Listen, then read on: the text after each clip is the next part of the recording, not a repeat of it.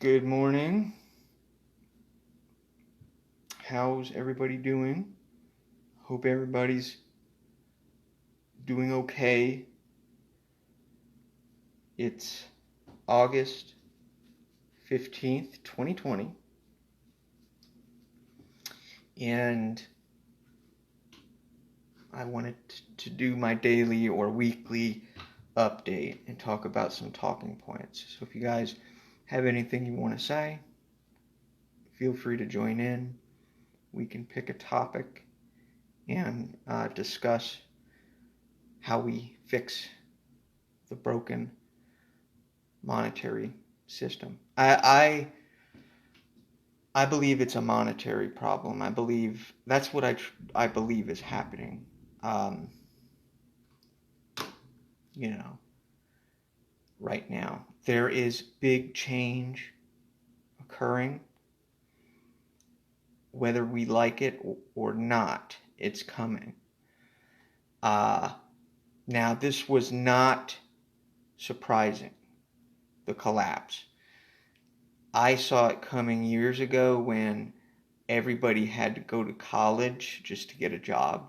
So the fact that to get a stable middle class job, Obama and really Bush started to give away loans and encouraging people, even those in the middle and in the bottom, to get their degree and go to school, and loaded people up with debt, and that debt was non-bankruptable. Okay, and so that was part of the beginning of the end. Um, because what that did was it created a society in which the only way to succeed was to go to years of school, and even then there was not enough jobs for everybody, so somebody was going to lose, right? And that's, I think, what you're seeing now. you there's people who went to college who need people who didn't go to college to complete projects, to build their skyscrapers, to build their housing, but yet the salaries are not enough to sustain, and so people can't find people to the people who went to college who have their degree can't find people below them to build their projects, to build their houses, because the wages aren't enough. At some point, there's no point when there's not enough money, when your the wages are not such to where you can sustain yourself long term, then the whole point of working is pointless. Um, and at least that's how it is. That's what I'm seeing in Tennessee. I don't know where you're at, but I'm seeing a economic and financial problem. Um, I'm seeing a collapse of the middle class. Now, maybe your perception is different. Maybe it's different for you. Okay, I don't know you. I'm just telling you what I see. I see people, especially men, okay? Because I think women are different. They can, women can have money easier. I think they get a pass, especially if they have kids. The government will take care of them, and that. So, but if you're talking about a guy who is traditionally supposed to be the breadwinner, supposed to be the head of the household, who is supposed to be the spiritual leader, the spiritual guider, right, of the family. Um, when there's no work or the work is not there because you have such a political problem in the country that you're in, you see what you're seeing today. And I don't know if it's going to end well. I don't know if it's going to end well. I hope it does. I hope there's a happy ending. But know that when you go outside, the people are so divided that nobody can come together. Nobody can organize. Nobody can solve the problem, solve solutions, because everybody is divided. Everybody is just in it for themselves. And that's not traditionally how it was before. And so that's what's different on a societal level. Okay? I'd be interested to know what all the college graduates think who took sociology classes, or what they think. But they won't participate. They don't know what the hell they're talking about, in my opinion. I try to stay away from opinions, but you can feel it. You can feel it when you go outside. You can feel it. There's a mood. There's something in the air that's just not good. That wasn't there before. And it's kind of scary. It's kind of frightening. So that's what I'm seeing. I'm seeing a slide back into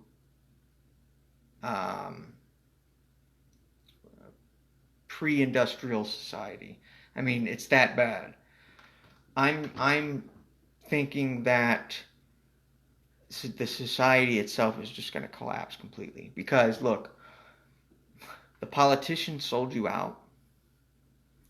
The governments, the local governments, the police force, the law enforcement, there's not enough money coming in. They can't sustain. The benefits are getting more and more expensive. Real estate keeps going up and up and up.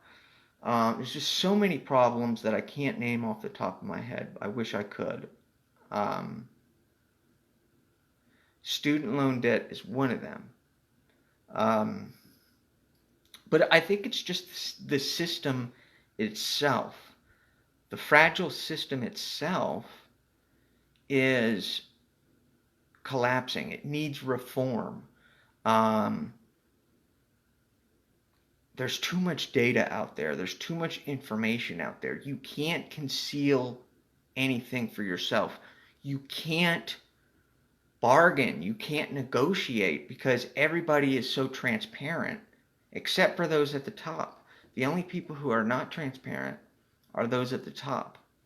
They're weird. You don't know who they are. There's dark wizards up there, right? You don't know who's in control of this thing. You know who your politician is. You know who your local leaders are. But the neighborhood, the city is so divided, at least where I'm at. I don't know about you guys.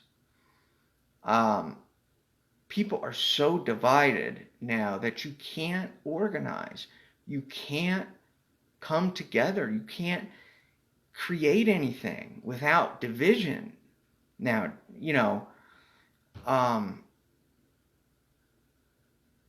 it's really turning into a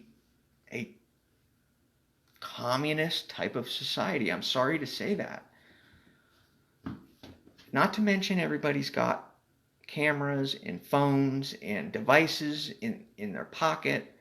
That doesn't help anything.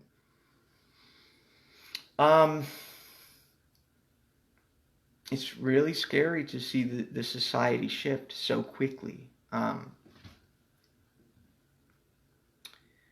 But it's hard. It's getting harder to afford things. It's getting harder to make it on your own. And there's so many hoops. There's so many hurdles that you got to jump through. And regulation, government licensure. You need a license to do anything. There's just so much corruption and crap that you got to do just to get into a career field. And then to not, add on top of that all the debt that people have, you have a recipe for disaster. I'm sorry, that's the way it is. Please. And you have the phones, you have screens, you have, just a dystopian nightmare, and social media, which is designed like a casino, especially Facebook. Now, Instagram's okay. Okay, Instagram's okay, but it's still the same type of model where it's set up to divide, right? That's what social media really does. It divides. And people are starting to realize that. People are starting to realize that, hey, how come if I upload an article that I put my time and effort in, that I studied and did research and took time to write and articulate, how come I put that up and it gets no likes, but some chick at a gym swallowing a banana gets 1,000,000 likes? Why is it's because of the model, the way the system is set up. It's set up to fail. I'm sorry. When people who put the time and effort into actually trying to change things for the better, when those people get silenced and mediocrity gets the most mileage, that is a disaster. That's sad. That's sad. That means that there is an incentive to keep the system corrupt. There's an incentive to keep things the way they are, to divide further, to divide. It's the way the system is set up, and I'm sorry, but that's not going to last. That can't last. People need each other. People are social creatures. You cannot have people divided the way they are now and expect things to continue. Look, there's a lot of things that are happening right now that the media doesn't want you to know about. Okay? There's people in prison who are innocent, who don't belong in prison right now. Kamala Harris, the lady that's running for president, has locked up innocent people and who are still in prison and who are appealing to get out of prison, who have been found who were found guilty but later revealed that it was somebody else's DNA. There are people in prison in California right now who are innocent, who that woman locked up, and they're getting ready to run her for president. I mean, people should be frightened, scared. So understand that when you are looking at a screen, whether it's an internet screen or a TV screen, understand that you're slowly being tweaked. Your perception is slowly being manipulated. Okay? It's not true. I don't even think anything on the news is real. There's so many things that the news doesn't report on that if they did, they could actually make change. And instead, their incentive, their model is to divide.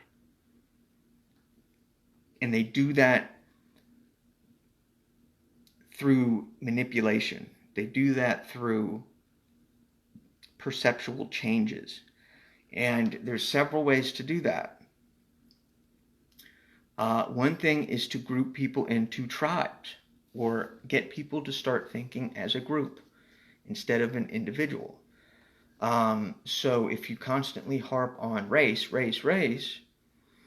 you can start dividing people into tribal groups. Now, this has been known for years. This is what they're doing. This is what the media is doing. They want people divided, and the business model is so obvious. You know, they don't want you thinking for yourself. They want you to think as, I don't know, somebody that's in a group who just does whatever he's told, right? And they're going after the family, because they have to destroy the family. They want to destroy anything that feels good, anything that is not a part of the system, like love, right? Like family. They want to destroy that. They want to divide that, because understand that a lot of these people are angry. The people who are creating this false reality, who are creating this false perception, the people at the top who can have whatever they want. They can have whoever they want. They can have whatever they want. They are angry. They're angry about something, okay? And understand that the way the system is set up, it's set up for the most conformist person to rise to the top. So the people who tend to rise to the top are the people who conform easiest, which is why they had to get rid of the rebel flag. The rebel flag represented rebellion, and they could not have rebellion. They had to get rid of that. You guys ever read 1984? You should. You should read that. It's an incredible book. It was published in 1949, and it basically, everything that's happening right now happened in that book. Is coming true. Everything. From the thought police to the war on love to the anti-sex league to Newspeak, everything. If you read 1984, everything is coming true that was in that book. Okay? They have to divide. They have to create fear. They have to create panic. They have to.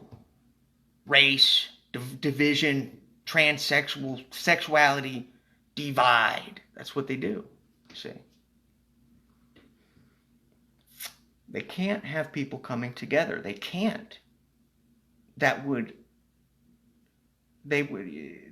destroy the system.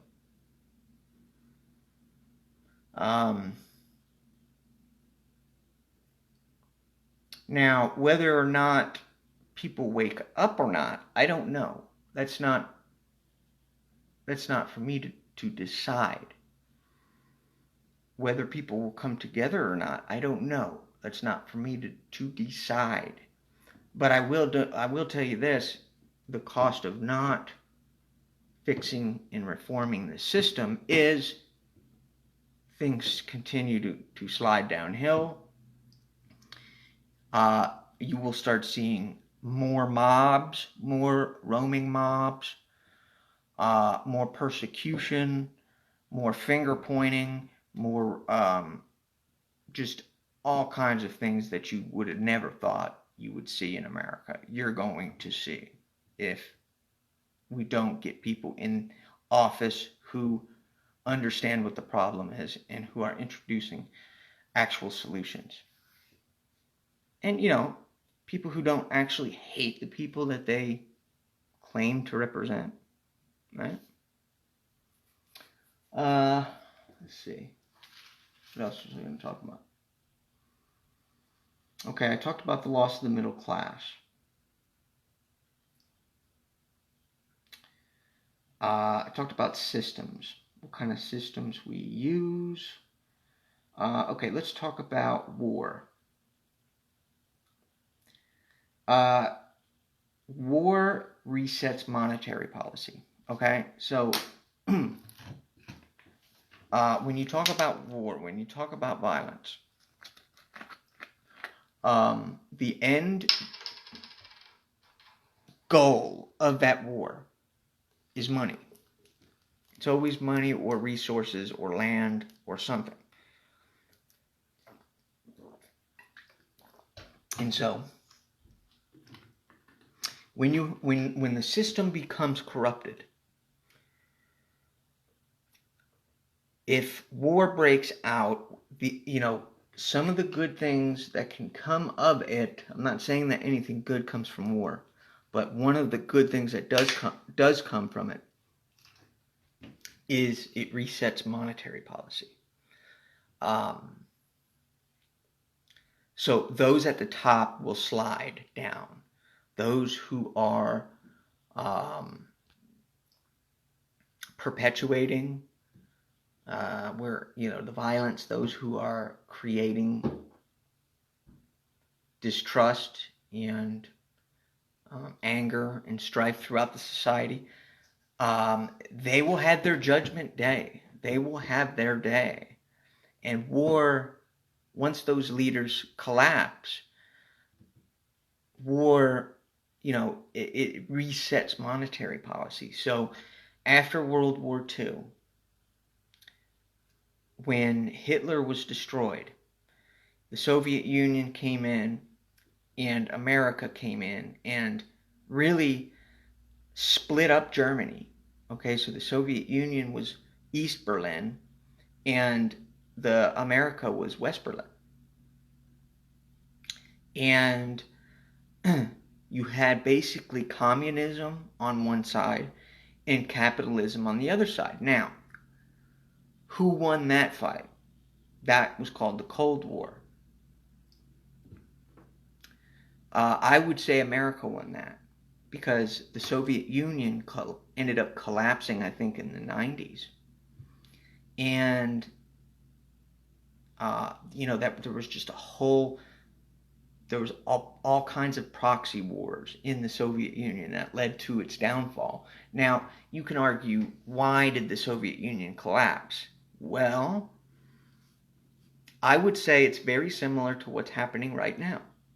The Soviet Union collapsed because they wanted to centralize power, and the other states, Czechoslovakia, Ukraine, they refused to go along with what the Soviet Union wanted them to do. So the centralization of power, which is happening again, that's what we're seeing on both the right and the left.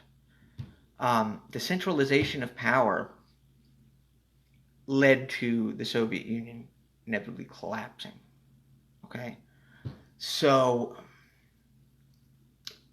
that's, again, what I think you're seeing now. Now,